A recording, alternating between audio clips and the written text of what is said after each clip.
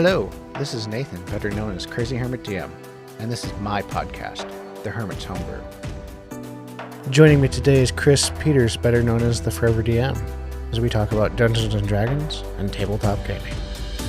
Joining us today is Chris Peters, longtime friend of the podcast, a longtime friend of mine, better known as The4EverDM, for anyone that does not know him as Chris Peters like I do. What's going on? You were technically the first guest of this podcast way back when I was still fidgeting out audio settings, which we were doing even before recording. I definitely hold that as like a plank owner. When I built this room, when I put up one of the boards, I was like, "This is my plank owner for the Hermit podcast," and I put it up on the wall. Didn't made a mental note of it. So yeah.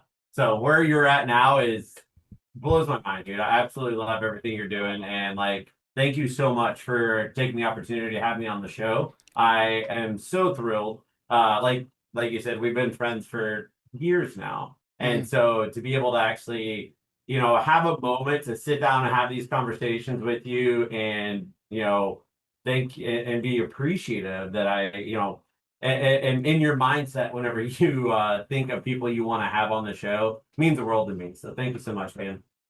I could not agree more. I know what it's all about, but when people first hear the The4EverDM, the name is pretty self-explanatory. Is there any sort of reason behind it for the people that don't know? Honestly, like whenever, it's a very much that house name within the community, right? Everyone will say like the The4EverDM, the The4EverDM. When I started and made the shift of like, hey, I want to do this as a online, as a social media, as a nationwide, globally wide known persona. I was on, I think it was Instagram, and I was like, oh, let me see what I want to make this Instagram to be. And then I typed in The4EverDM and it said available. And I was like, yes, confirmed. And so from there, it was just like a weird random happen chance that it just happened to be available, which still to this day, and especially getting more involved in the community and how much of a moniker that is for a multitude of people, blows my mind still. When I searched that username, I didn't think about it was still so infantile in the community that I didn't even realize what that term really meant. Minute as no disrespect, like coming in at 100% in the most ambitious and deer-eyed way possible of ignorance. But then getting more established and really coming to terms with and trying to do what I feel is right for the community and stand up for the people in the community and be a member that supports all the amazing people that really enjoy what it is that we do and why we play these games. It's really taken to me as a part of something that like I enjoy and something that I really try to day after day build upon to really, whether it's through storylines, whether it's through some form of like tutorial build of like, hey, this is how I built this giant lava map, or this is how I built this castle, or being able to share that information with people, I feel like from my standpoint, allows those individuals who are kind of tepid to dive in. And then hopefully with a mindset of like, hey, I was the same way once in your shoes and I dove in and just with a little bit of ambition, I guess. And one of my good friends, Sam Dungeon Samster, I was talking to him about map builds, and he was like, it's weird because I told him I've never been artistic in my entire life. And he's like, oh, it's weird how passion fuels creativity. Yep. And that resonated with me so amazingly. And so since that kind of like that light bulb switched with that, being able to understand that and being able to being able to understand that I'm in a position to do what I can to help others who may be scared to jump into a role like this, maybe scared to, start DMing and start being theatric amongst their friends. If there's any way I can kind of pull back that veil, I'm 100% for it. So I'm sure I've got a long ways to go. There's buddies of mine, like Team Drew's Basement, he's been DMing for 20 years. Guys like James at Tabletop Misfits been like DMing for decades, and like a ton of other people who are way better at this craft than what I do. Yeah. But being able to be like, hey, like I want to contribute, I want to help build this community too, in the way that I have found works for me. And then you started like Forever DM. I've known you for at least 3 years. So you started in 21 or 22? Yeah, I want to say 22 is when I started, I think. Yeah. Yeah. It Because was funny. So, has it go already ahead. been 4 years since I've known you? Because I've known you since you had only like 100 followers. Yeah, that sounds probably about right. Time flies. Yeah, so it was funny because this all started. So when I was active duty, I played with a buddy of mine, still a player at my table. His name, I will leave him anonymous right now. But a good buddy of mine, we had started playing at a game shop. At this time, he had been my like DM for all the games that I played with him when we were stationed in Okinawa, Japan. And Mhm. so he got orders here. I got orders here like 8 months later. And so we met back up and he was like, hey, dude, like, let's go play some Dungeons and Dragons. I was like, all right, cool. So we went to like a local game shop, played a couple Adventure League games. And after a couple weeks of doing that, him and I both looked at each other and we're like, hey, like, this is a lot of fun, but these rule sets that they utilize, I really want to do this and this and this or play this, but I can't because they're constrained by these rules. And he was like, well, why don't we do our own thing then? Why don't we just run our own campaign? And I was like, that's an amazing idea. I'm totally down. So that night I go home, I start theorizing a player and what I want to do. I created this cool concept that of this like character who was like hunting these undead and all these sort of things. And then kind of went silent for a couple months or so, right? Mm-hmm. And so me and my buddy, we kept talking and this, that, and the other. It came like maybe about a month later. I reached out again. I was like, hey dude, like, how's the campaign coming? Like, what's going on with it? And he's like, what do you mean? I was like, well, yeah, we talked about wanting to play a game and we said we wanted to do it. And, you ran the games and when we were in Oki together. So, like, how's the game going? And he was like, oh, what do you mean? I thought you were going to run it. And I was like, dude, I've never ran a game before in my entire life. What do you mean you thought I was going to run it? And so then we met this stalemate and we sat at that stalemate for a solid, like, 3 months of like him thinking that I was going to run the game, me thinking that he was going to run the game. And I was just on the phone with him this morning talking about this too. And it finally came to the point where I was like, you know what? I'll just do it. And so I looked into a couple adventure books, not knowing really what I was doing, got a group together, ran the Strixhaven adventure book as my first campaign, started in my kitchen table, or yeah, started no, yeah, started in my kitchen table. Then we migrated to one of my players' kitchen tables. And then after that, that player left, then moved into my garage before and Mm-hmm. then played there for the rest of campaign one, and then moved into the layer, the archive, the thusly dubbed Arcavian layer that you all see now. And now, like here I am. So it's really crazy how it's gone from all of like nothing of just a miscommunication to these crazy aspects. I was talking to my buddy about it this morning.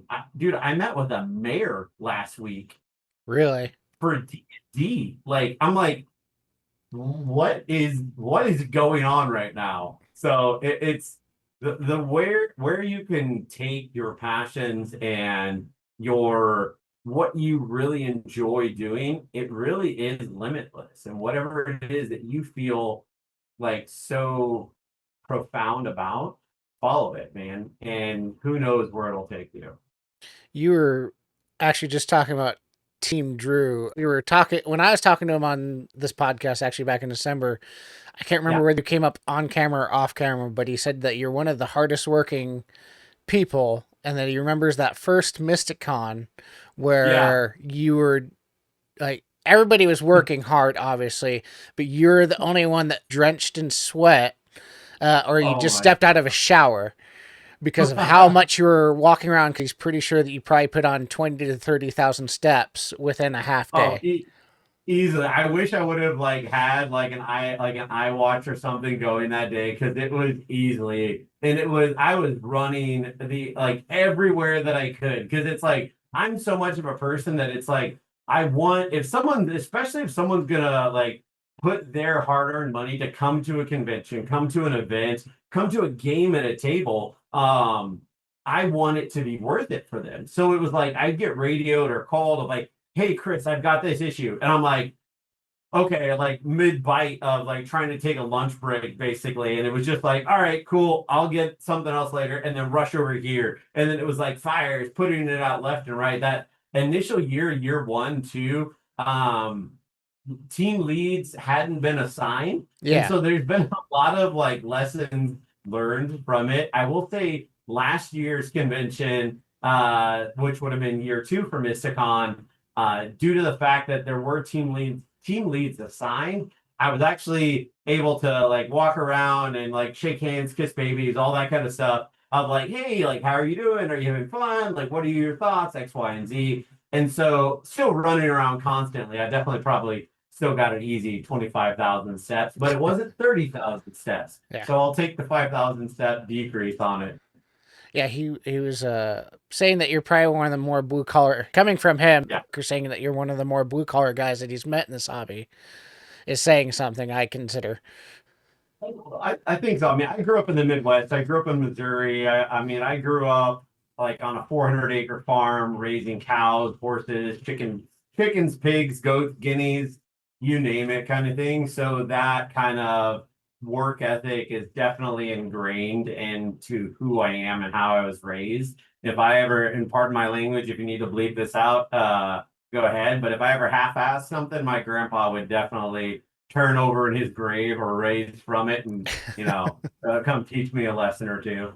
And then Mysticon, since you're bringing it up, or we're both bringing it up, like year one, you Yeah, had Todd Stashwick. I mean, for yeah. a first year con, that's amazing. You get basically the scion of D&D guy gets for year two. I assume year three, you're kind of now the head of the con because Morgan stepped aside, and you're Mhm. obviously learning to delegate more. And I'm assuming you're meeting with the mayor because you have a con coming up in here in like 6 months, or Yeah. So it's one of those things that it's like really leaning heavily into the support team that I've established to be able to run the different areas and elements and factions of this convention. I mean, I've assembled a really an amazing team that I feel at least several of the people are people who've been with the convention from the start of it. So it's really exciting to see that continual want of like, hey, I'm in it for the long haul. Like, I want to be a part of it and corral this team of highly like successful, highly motivated individuals. Genuinely fills my heart with joy, and I cannot wait to see what comes of it this year. I assume getting the with like Extra Life last year. How did that charity kind of shape how year three is going to turn out? Working with Extra Life last year was really cool because it was like it afforded the opportunity and the ability to really give back to the community, right? And Mhm. so working with them this year in a similar fashion, I'm really hoping to really lean more into that. And as the convention grows year after year after year, being able to expand and being able to really donate back into the community, which kind of brings me so sidebar, I'll pin that in my mindset while I Yeah, answer this question. But it's one of those like hopefully in my mindset an ever evolving evolution of that community support that just kind of grows year after year after year. That I'm thoroughly excited for it to see how it goes. and then you're talking about putting a pin in what you're talking about before. So So one of the cool new features that I'm introducing to the convention this year is guilds. yeah, So what the purpose of the guilds is those individuals who have these community events or community organizations. There's a lot of them here in San Diego. There's Tavern Tales SD, there's North Park SD, there's Ladies of D&D, there's the Tabletop Alliance. So there's a lot of these really community centric and oriented groups and I want to be able to facilitate a space where they can be exposed to 800, 1,000 people and really put their message out to the community. And it was cool because you brought up Extra Life. One of the ones that I was literally just talking with today. So the San Diego Police Department has a program called Play. It's like police officers, law enforcement advocating for the youth. But the general consensus is come play D&D with a cop. And Yeah. so it's a really cool aspect of these police officers within San Diego who are reaching out to the community, reaching out to the youth of a community. And they just reached out to me today and they're like, hey, we saw this thing, we heard about this thing. We would love to come speak about what it is that we do at the convention. And it's just one of those things that it's so amazing to me, the widespread net that this group of dice rolling nerds we can all pull in and like what can we do to positively affect the society that we live in. And if it's like if I can play a small microscopic role in that at a global scale, to me, like, Yeah. that's worth it. If you can basically throw your coin in the well and add to it and make a wish come true Yeah. to somebody, you've done good. Yeah, I mean, And Gandhi said you got to be the change you want to see in the world. So why not? Let's do it. and as a first responder, I thank you for taking the time to at least show that there are bad first responders out there, but there are a lot of good first responders out there as well. Yeah, very true. But people like you're just talking it. People always tout wanting a stronger local gaming community, or people, or just gaming communities in general. Let's be honest. But very few try and actually build one. Being even more bluntly honest. Yeah. What do you think is underestimated in taking that leap? I think I think there's a fear of rejection associated with it. I think there's a fear of failure associated with it, and a sense of those people who are on that precipice of wanting to dive in, but they're afraid of maybe getting rejected. They're afraid of not making a difference and like or being seen as something other than what it is they intended to do. Mm-hmm. I think that plays a role into it. My mindset would be those people who are like on the outside of the community looking in, not like jump in because this community of people is one of the most amazing, inviting, supportive group of collective human beings that I've ever met. And in my 36 years of life, having been exposed to a good group of individuals, a good, multitude of groups of people through my, 18 years in the military and just all over the world, this group in particular is such an amazing cacophony of souls that it just breeds this, oh, hey, you have this good idea. I have this good idea. What if we did this? What if we did this? And how can we better each other? So if you're afraid of making that leap, I understand the hesitation. Just jump. I think what people forget about as well, and I've soapboxed this. I won't soapbox it here, but I'll go into it a little bit. Is this community was formed by people that before mid 2000s were not considered cool. This was a hobby that was not considered cool. So to be considered mainstream or in quotations cool now, it's a great feeling, but at the same time, we know that that isn't going to last. Let's being blunt. At least I don't expect to be, in quotations, the cool need to be cool forever. But Yeah. I'm gonna ride that wave and try and get as many people to join that wave for as long as I can. What? Why do you think it won't last? Everything comes and goes. Every it's the same as all the things that we're into. Think about things that were cool in the 90s Yeah, may not be as cool now. I'm not saying it's gonna go away, but at I all. get you. Yeah, like D&D will always survive. There's always Right. there's always an instinct to sit around a table and tell stories with your friends. Do I think it will always be this popular? No. I can get that, I guess, and I get where you're coming from, and I've known you long enough. 100% respect your opinion, but I'm going to differ with you a little bit on that. Is where I totally get where you're saying, and I understand the logic and the process of what it is that you're saying. However, me, maybe I'm crazy. I don't want to ride the wave. I want to be the motor that creates the tide pool. Oh yeah. So I want that wave to, I want to be the person that influences wave after wave after wave after wave. Those that want to ride it, by all means, absolutely Oh, ride it. But I want to be at the back of that tide pool, creating wave after wave after wave. and this podcast, by all means, I'm going to keep going till the wheels fall off, or Let's do it. whatever I'm term you down. want. I don't plan to be a Rogan that lasts for 2,500 episodes, but if it gets to that point, you're talking earlier about how passion fuels creativity. Yeah. I I have so many messages that come to me on Instagram of like, well, how do you post daily? How do you do this or this or this or this? It's like, because I consider this my stress relief.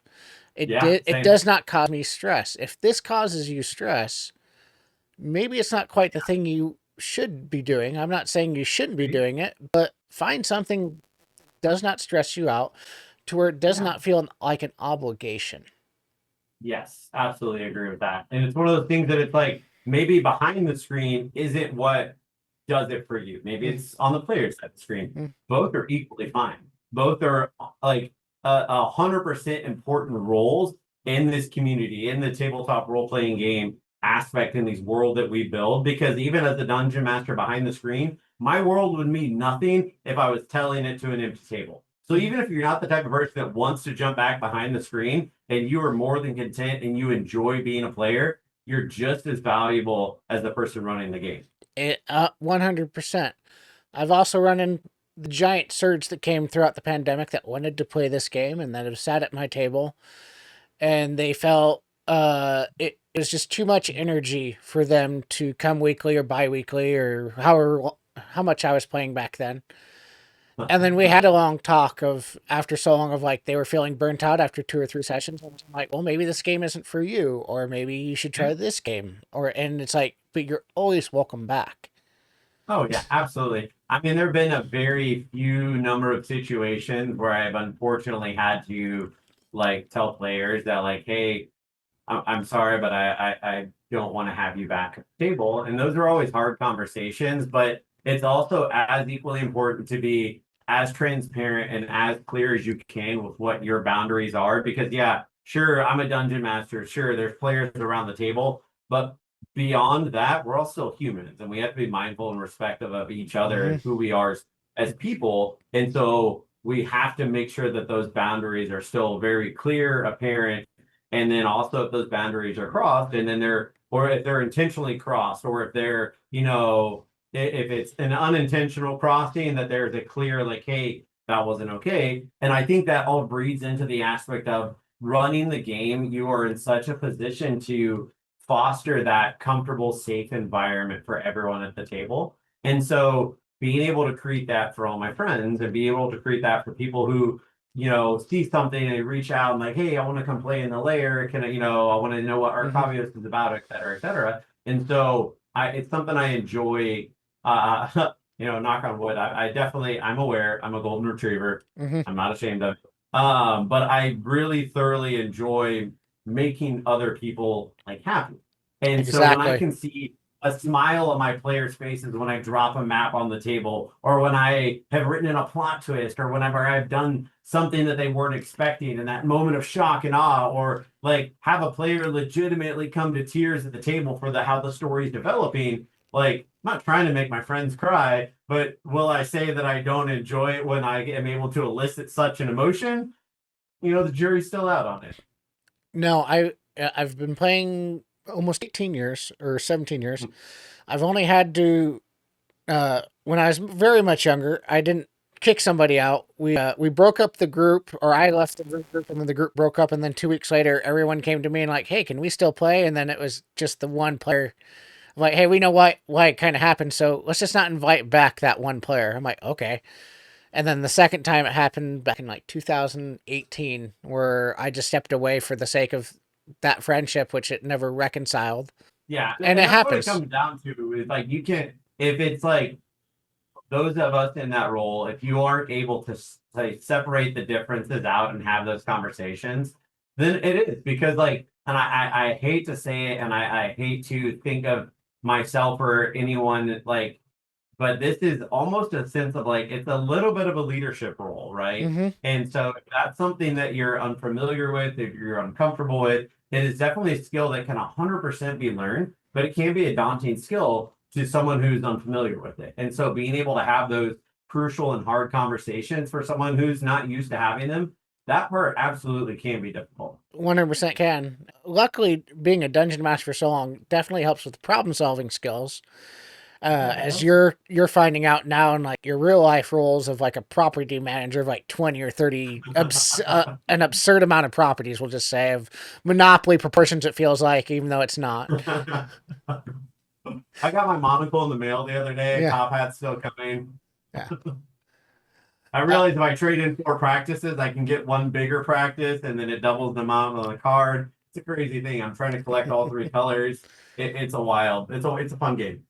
I mean, as long as you have the little Scotty dog and the car and a top hat, you should be good. Are you the Scotty dog guy? I did love the Scotty dog, yeah. Fair. I'm either the shoe or the top hat. I've always liked both of those. I was the car or the Scotty dog. Those were my two I favorites. like that. Those are good choices. I feel like you can tell a lot about someone by who they choose, given all the options as their Monopoly character.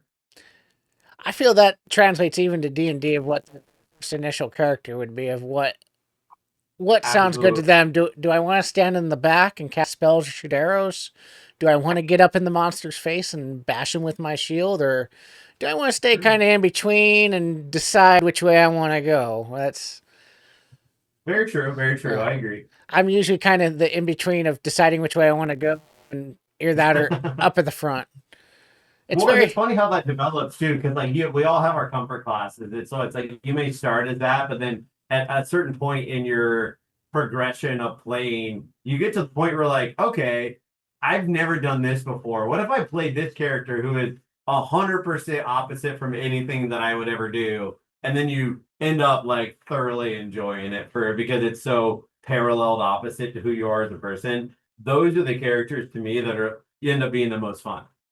This episode's been brought to you by. So every GM here starts small from the experts when building a campaign, right? A tavern, a village, a few NPCs. But what if your players want something more without feeling overwhelmed? That's where Centurion 3D steps in. Their set brings over 30 build-out options, infinite ways to grow your world, infinite ways to grow your table. Centurion 3D Studios is for game masters who want to stay small but go big for their players. Alright, fellow hermits, Heimdall has just dropped their new dice line, and they come in a unique LED display box that makes them look like they're pulled straight out of a mythical ancient Viking vault. And the dice themselves, they're runic. Full Thark inspired font on the faces, but the wild part is they've got this iridescent finish that literally changes when the light hits them. It's like your dice are actually filled with magic. If you want to show off the dice in a totally new way, grab one of these 5 sets, if not all of them. There's something out of the 9 realms themselves. Exactly. And speaking of fun and enjoy playing with, obviously it's kind of working out for you with your regular group, because you have a couple of social media personalities coming to your regular games, and you're trying to start a live play, which you're currently testing your audio and visual equipment out with me for the first time ever on this podcast. I am absolutely. Uh, What can you tell us about the Arcavian Chronicles with that you could tell at least? yeah, so the Arcavian Chronicles, I'm looking at hopefully starting my own live play with a cast of individuals, some returning, some new people. So that'll be depending on schedule availabilities of what the rotation it is, but that'll be hosted on streaming platforms, Twitch or YouTube, or possibly both. That'll be every other Saturday, hopefully starting at the end of summer Okay. ish, kind of. end of summer, early fall, depending. Giving the campaign that I'm in right now a little bit, it's due diligence of closing out this campaign, but definitely starting fresh with brand new players, character introduction, understanding world lore, and the conceptualized introductions that this players will also receive, but to the audience for anyone who likes to listen to me stand up here behind the screen and run my mouth for hours upon hours upon hours. And then how many players are, I guess, committed at the moment, at least? So to be determined, To be but between uh, 4 to 6. okay. So I definitely have a good group. I think there's going to be a lot of fun coming from that group, a lot of cohesion, a lot of camaraderie. There should be a lot of really tension building moments and a lot of comedic moments just based off of party composition and who all's involved. So I'm definitely very excited to see who it is and who the players build and bring to the table. So the storyline, yeah, okay. So the storyline is actually going to be set. No, you're good. The storyline is actually going to be set about 1,200 years before the current campaign, at the height of the War of the Lions. Okay. So this massive war front between the founding dragons and the for like the major pantheon of gods who have descended into the realm of Arcavios, the ongoing war and everything that kind of goes around that, everything that the intrigues and the exploits, the espionage, the battles, the tension aspects, everything that surrounds those and what drives the war front, whether or not the players are on the war front or whether or not they're somewhere involved in the inner machinations of the war itself. I'll leave to the players to decide who they want to be and what they want to play. But that's the mindset of the overarching aspect of campaign 3. Wow. And then I assume some of these firmly committed players are some of the ones we see on Instagram every so often that are at your table. Yeah, so definitely one of the couple of ones that are firmly planted. Some of the returning players, and then like I said, some new players. Yeah, a couple new players, a few returning players. So definitely excited for what everyone brings to the table. As a DM, it's always fun to me because like getting the characters' backstories, and then typically what I do is like I will like get everyone's backstories and then like read through them all and then be like, okay, how can I like put them up and like Jarvis mind kind of thing, like, all right, move this here, move this here, move this here. All right, connect this to this to this. So that's always a fun aspect for me, just to be able to incorporate all the effort that the players put into the table. So I'm definitely super excited to see what everyone brings. And then I suppose the other question would be: is this going to be a rotating cast, or is it going to be you're going to try and stick with a static cast, or? Yeah, so it should be a static cast of this group of individuals. Like I said, the rotation will be, or the tempo for the campaign will be every other Saturday, whether or not that's the first and third Saturday or the second and fourth Saturday. This depends on what will work better for the group once we have that session 0 planning. But it should, like for the majority of it, the group that is defined for it is already working hard on like making sure that this live stream is a priority for them, that they will be here, when we're active and live streaming. And so we may have guest appearances every now and then, but I would say for the majority of it, it'll definitely be that core group. And then obviously our community is just saturated with live plays, and usually you have to have at least one thing that kind of sets you apart. Like for me and my co-host, is we're a group of first responders, and we're just trying to do what we do with lore and community and all kind of what you're doing, but with the Yeah. gaming. What would be the elevator pitch of what sets you apart from other live plays, or what is the plan to set it apart from other live plays? Why should people tune in? That's a great question. So one of the aspects of the things that I think sets me apart a little bit from a lot of different people is, one, being an all in person actual play. A lot of people do this, but they do it remotely and it's all virtual, and they do great jobs and they're super successful on it. But to me, the aspect of being able to have all the players at the same table, you have the ability to maximize these character interactions between these different people that you can capture through a remote play, but there's so many things that are missed out on it. So it's like being able to have all the players at the table. And then one of the things that I thoroughly enjoy that I mean, I think I do a good job on that sets me apart is like all the maps that I put down on the table are all maps that I built. Mm-hmm. And so it's all handcrafted stuff. It's all, the pouring out of my brain onto these aspects of like, hey, this is where you guys are at. Like right now I'm looking at it. There's a massive lava caldera sitting down in front of me. Yeah, we can turn it down just a little bit, and then you can see this giant, like it's just my logo on it right now. But like this, I mean, this broke unfortunately because chain plastic doesn't like glue. But like it's just these aspects of like being able to really build these both technically fun and visually appealing maps that are just a lot of fun for the characters to play on, and then for people to kind of like look and see. And one of the cool things that I've started doing is like, so on my Instagram, I have added every person that I can outside my players, which they got upset about, as like a close friend. And then what I've been able to do with that though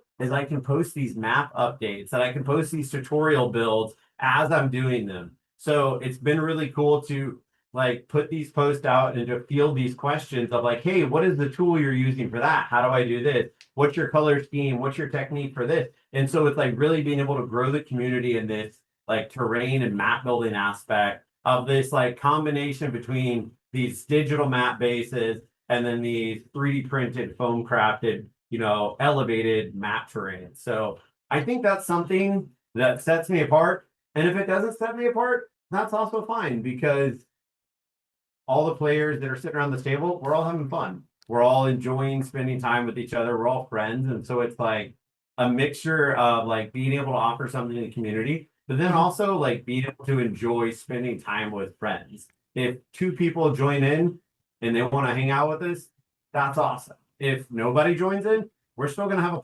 blast playing D&D together. So it's one of those things that hopefully it does. That'd be an awesome, happy byproduct, but by no means is the intention to try to put this out to, get famous. It's just, I would like to Yeah. share these stories with the world. No, and no, anyone's getting into this to get rich or famous it's the wrong Yeah. reasons to do it, because no Yeah. one's gonna be critical. You've kind of missed that initial wave. There's certain people that can still break through out of luck, but I mean, I've been at this for 2.5 years. I'm not making any money at it, and I'm doing very well, at least by the numbers. But Super well. when you're doing like this sort of live play, just because I'm curious, are you more aiming for a more traditional DM or a showrunner or something in between, or?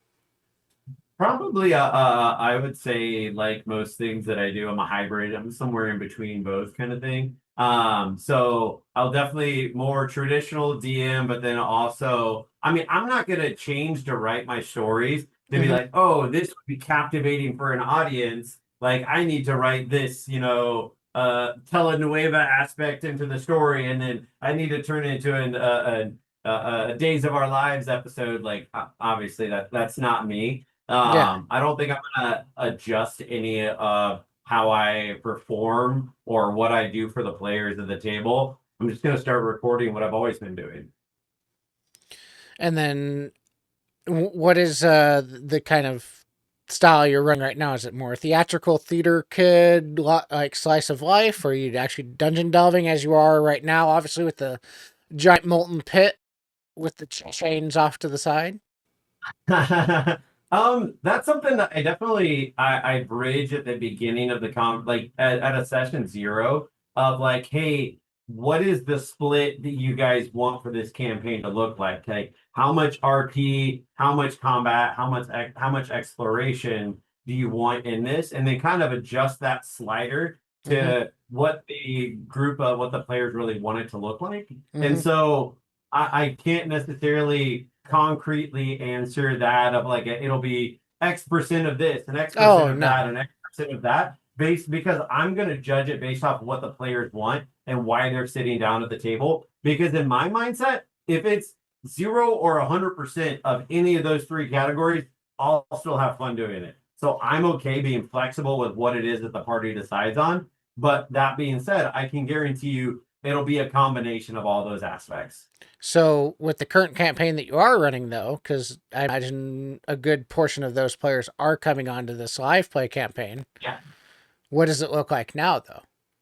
It's probably a good like 40% role play, 30% combat, 40% role play, 40% combat, 20% exploration kind of thing. Okay. Like a 40-40-20. Yeah. Yeah, that's a little bit kind of how I run it. It also obviously, as you know, in a very long form campaign, it fluctuates from session to session. You could have It absolutely does. a Yeah. giant session of just combat. You could have a giant session or multiple sessions of just role play, or Yeah. a giant exploration or a giant shopping episode. I think one of the aspects of shopping of like if I know players want to do a shopping thing and we just want to get through it, I'll just text them a list, be like, hey, here's what's available in the shop. Spend your gold before you show up next week. I've thought about If they doing. want to play it, obviously we go for it. But I yeah, think for a live play that might be a good idea, just because I yeah, think a majority of us as people that are watching don't want to watch people shop. agree. 100%. Yeah, Because you do absolutely. have to consider that you have an audience now. Uh, Yep. but at the same time, you got to have fun with your players. So if your players really want Yeah. that, you got to give them what they want. Yeah, and that's what like I've already had that discussion with the players of like, hey, like we got to realize what is our balance and what we're doing here, right? So we're here. I don't want you guys to change what it is that what you do. But I want you just got to be mindful of the fact that now everything that you do and say is going to live on the internet forever. So like as we go through that kind of thing of like, hey, this is, we are doing this in like not for an audience, but in front of an audience. And so to be mindful of that shift, I definitely think it's something that may take a little bit of a mindset of adjustment. But I think everyone that wants to do it is more than aware of that. And I think I'm really excited to see where they take it and how it turns out. And some people, I think, actually believe that actual plays should be polished, while others, I think, should be left to more normal table energy, should be left intact, I guess would be the right verbiage. Yeah. Where do you kind of land in that spectrum? I think that's one of those things that it gets polished with time and repetition, right? So I mean, you pick up a chunk of metal from you pick up a chunk of brass from the ground, and until you start buffing it out, it's not going to be polished. But if you're sitting there with a buffing claw for a good bit of time, over time, that same piece of brass, that same piece of material is going to in turn become that polished product that you're looking for. So you can't expect anything to be right out the gate to be 100% perfect. You're going to Yeah. have technical difficulties. I had technical difficulties a few minutes ago with all this kind of stuff. That's human. That's Mm-hmm. realistic. That's these individuals in these groups of people who are trying to do it from their garage, who are trying to do it from their kitchen table, and they don't have $1 million budget, but they have these amazing stories that they want to put into the table. For those people that say like, "Hey, if you're going to put this out, it's got to be polished," those are the people that I don't think are in it for the right reason. They're Well, looking to consume and they're not necessarily being mindful of those individuals of like, hey, these people are telling these stories and they are doing it because they're passionate about it. They want to tell these stories, they want to share these stories with the world. And that's an amazing aspect. That's a really vulnerable thing. And so being understanding, being kind, being patient with these people who are in these startups is where I feel like this community really shines through.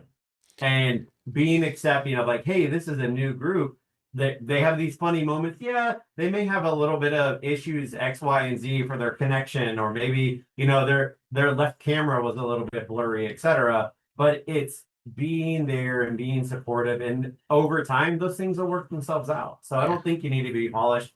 out the gate at all. I think that perfect practice makes perfect, right? Yeah. And so over time, those imperfections will work themselves out, but it takes that time to get there.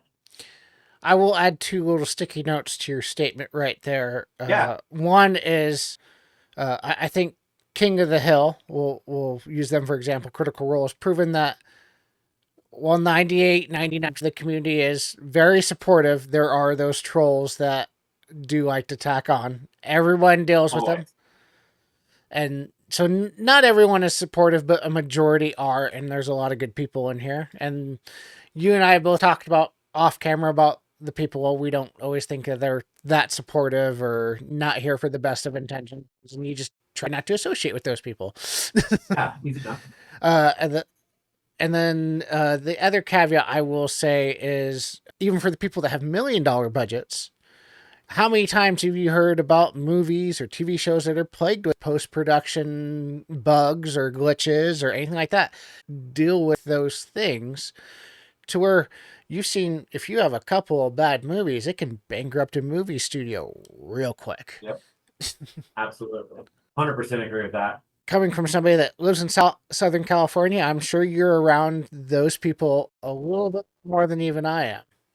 A little bit, yeah. You have those people with those, but it all comes down to like my mindset goes to what is the intention behind your ambition, right? If you have a solid intention and like a upright, noble intention behind what your ambition is, we attract similar energy, right? And so if you are of the mindset of like, hey, I want to do this for what I believe to be the right reason, you're going to attract people who have the same mindset. And when we do that, then we build this community over time of all these people who all they want to do is see each other succeed. All they want to do is help each other. If I can help this person reach their goals, that makes me happy.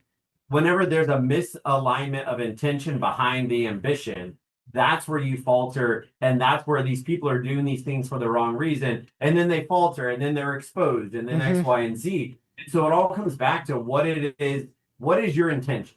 Why are you doing what you're doing?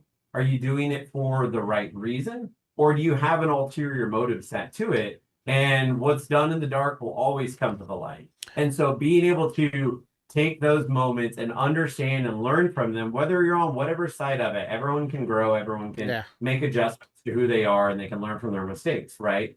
But being able to intentionally align who you are and what you're doing with whatever it is your ambitions are, regardless of how big of those ambitions are, that's how you make progress on your goals.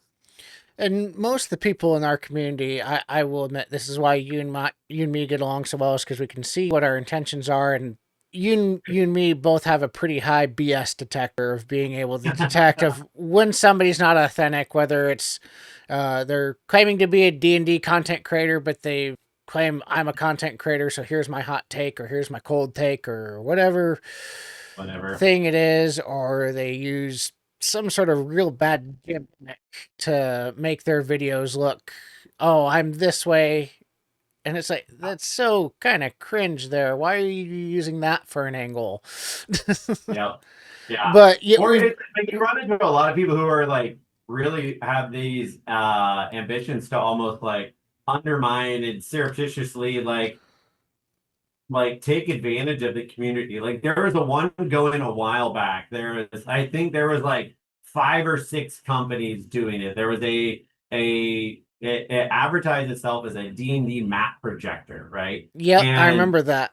And there were several companies that were doing it, and they had taken one of my good buddies, who runs the Forge Realm. They had taken his video footage and was like, "Are you tired of doing this? Would you rather do this instead?" And so, like on every video that I found, I was like, "Huh, that's weird. I wonder if you got the Forge Realm's permission to utilize this and cast him in the slide." And then the video would get pulled down. But it's like there's always going to be people, and no matter what it is that you do, right? In life, in this game, in every aspect of your existence, there's always going to be naysayers.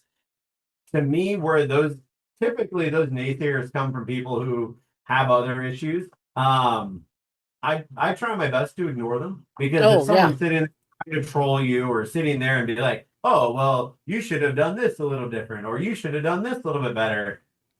Oh, all right, cool. Well, next time And you can do it usually better. those people burn out real quick. You've been around That's for all. almost 5 years. I've been doing Yeah, this for almost a decade, and yeah. content creating for even longer than that in one form or another, almost 2 decades now. Uh, Whew. Old man over there. You look a years day of over 24 though, bro. You got that smooth baby face. I'm trying to catch my beard up to yeah. yours. It's graying a lot on the sides, but Hey, that's it's not gray. It's salt and pepper. There's a difference. true. But we can smell that. Yeah, just like I was saying, you can tell when people are being authentic, and you're one of the people that are authentic. And there's other people where I've run into them where you can just it sets off that alarm of like this ain't adding up. Your math is a little wrong here of what you're saying. Your math isn't mathing. Yeah, I've had people tell me that with 500 followers, oh yeah, I made 12K last year off this. Or I'm like, no, you didn't. Oh. Or I've had made they made 12K off of that site where you find things that are under your shoes, and yeah, they make lots of money off of those type of pictures, but or not off of or general standards. or I've had affiliates that are like, well, if you make over 100 sales a month, then we'll start cutting you a deal. I'm like, no, you okay? Never mind. This no. Good. I'm good. No thanks. Thanks, but no thanks. Have a Yeah, good day. but Yeah. getting back a little bit more on topic as we kind of wind down here. Your content includes terrain, maps, table building, content.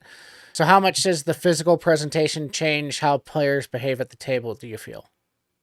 Ooh, that is it. So that is a huge portion that so my production manager who's here helping me with it constantly gets so frustrated with me on because it could have been done so long and I can feel the glares. It could have been done so long ago.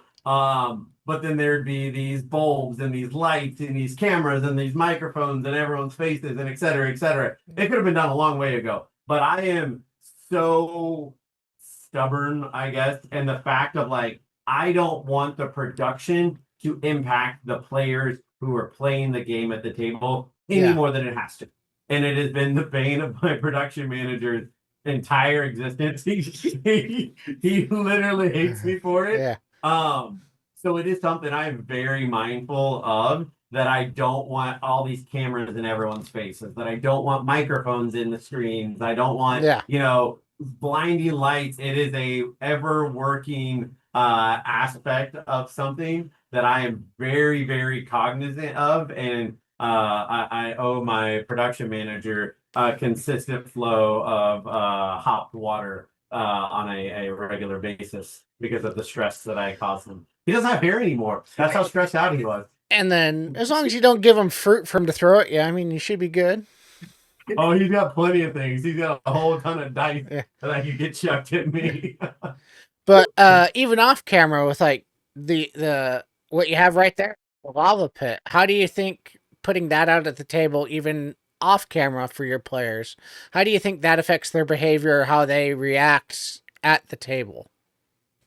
It's one of those things that I thoroughly enjoy because I always listen to my players and what they're saying and what they want out of the game. And I always try to come up with these ideas of like, those little comments that sometimes mean anything but don't mean anything, of Mm-hmm. like, oh, the last couple combats have been like these really wide open spaces. And so I create these maps that aren't, or that like just a variance of options of things. And so being able to really take the feedback from my players and what they're saying and then interpret that through styrofoam, something I genuinely enjoy and something I Yeah. think that they enjoy too, of being able to put these maps down on the table and see their expression of like, holy cow, what is this? And like whether it's this one, whether it was the dungeon buried in the mountain that I did, whether it was the blighted tree that I just recently did, or a multitude of like cavern maps, or like just a whole host of things. It always brings me so much joy to put a map down on the table and then the players just to look at you like wide-eyed, open-jawed Yeah. of like, oh, that's why I'm screwed kind of Yeah. mindset. Like, we intentionally cause a little bit of trauma to our friends, and Yeah. it's a good thing. Now, We're helping them heal. are you the type of creative like myself where you'll get a comment of like, oh, well, this combat's been like this, or it doesn't feel that quite over the top. Create this big dungeon boss that's over the top. You set out this train, and then that same player that made those comments to the reason why you did it the way you are, it's like, this is a bit much. I'm just like, and they just want to kind of stare at him like, uh, Oh, really? Oh, yeah, really? This is too much for you now? Yeah. I've dealt with that a few times. I had a couple different players use a few different tactics consistently and like kind of min-maxing different aspects of characteristics. And I told them, I brought it up. I was like, oh, hey, that's a cool feature. Let's just like make sure we're not trying to break the game. And then the said player was like, oh, sure, fine, whatever. Kind of got me off. And I was like, all right, cool. I recognized that I was getting like blown off kind of thing. So the next monster the group faced in that game had a heal effect for the min-maxed game exploitive condition that the player had utilized. So yeah. they did like 86 or 120 points of damage, something crazy. And I was like, oh, cool. They heal for 124 points of damage. And the player was just like, never did that technique or tactic again. I'm all for like, hey, these are these cool aspects. This works well with this class. This meshes this. But when you start using it to legitimately just exploit the game, I'm like, all right, come on, Now, what are you doing now? Like now it, you're taking like once, twice, maybe, okay, cool, that was fun, that was funny, etc. But then when you just consistently use it over and over again just to exploit the game, yeah, it's not gonna work. I've had a couple players like that, and I nipped it in the butt Yeah. when they were a spellcaster, and it was just like a glass cannon, same situation, and they threw it at this big. And I described this bug creature with obsidian type rock looking skin. They cast a spell, almost 100 damage, I remember right. And then I told them, all right, make a save. And they're like, what? I'm like, you cast that damage, make a save. They make the save. They failed it, and I showed them the stat after the combat. That way they knew I wasn't fudging. And I go, that amount of damage bounces back at you because they have spell reflection. Touche. Yes. And they just kind of stood there like, Yeah, I get you. one last question, then I'll let you go. Yeah. So, Mystic Con Year 3, as I was mentioned earlier, you had Todd Stashwick. You had Luke Gygax for Year 2. Yep. Gygax is a very hard guest to top. I recently just got him on this podcast myself. I've gotten Todd Stashwick on twice because he is an amazing gentleman, and as is Luke is, and Luke is just very wholesome. I have nothing but the nicest things to say about him, and he's probably one of the most down to earth people I've ever met. And you would not expect that of somebody like that, but maybe that's because I built him up differently in my head. I assume you're trying to set a bar, maybe not top it, but at least set a bar.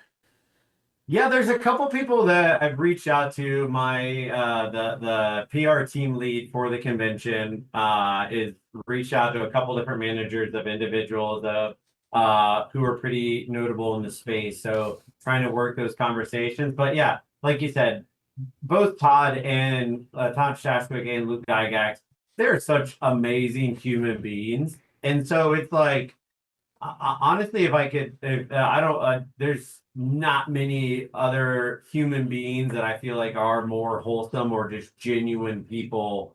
And so it's like being able to find somebody who is just as devoted to the community or wants to contribute and give back to the community as much as either one of those fine gentlemen.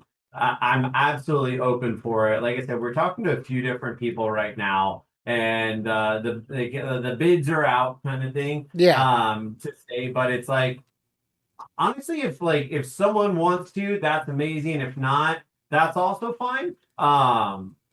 the main point of the convention for me has always been to be able to build a place of a community where all of us can get together. We can all talk about what we do. We can all hang out. We can all, if you're a crafter, you can showcase what you build and what you make. If you've got an event or if you've got a community, be able to come and share that with people, to sit around a table, play games with each other.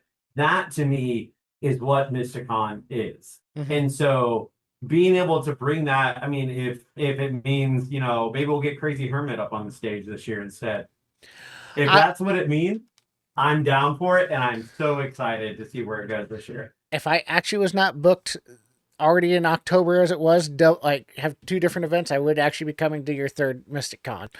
Plus, Well, good for you. It's not in October. The official date is actually November 7th. really, So I might come then. I'll figure that out if I can. But as I said, I still have a day job that pays all my bills. No, touche. Well, that's about all I have. Do you have anything else that you want to add on before we wrap it up? No, not really. If anyone's ever got any Okay. questions on map builds or how to build your own D&D room or how to build your own D&D table, you can find me at The4EverDM with the number 4 on all social media. So feel free to reach out. Don't be a stranger. I love meeting new people. I love theorizing, world building, both in-game world building and obviously actual world building as well. So I'm always here as a resource to the community, and however I can help make it a better place, I'm here for. I thank you for joining us, Chris. The first actual official guest of this podcast. I cannot reiterate that enough. At first and second, technically, Yep. because of audio issues, and you're working through your own, and more than willing to support what you're building as well, because you helped me figure out mine when I was very first starting. But sometimes, you're building literally this hall around your table now because it just started out at that point. Hey, tabletop gamers. Thank you for watching this episode of the Hermit's Homebrew. We come out with new episodes every Wednesday. Remember to like, subscribe, and share with your friends as we continue to level up and grow.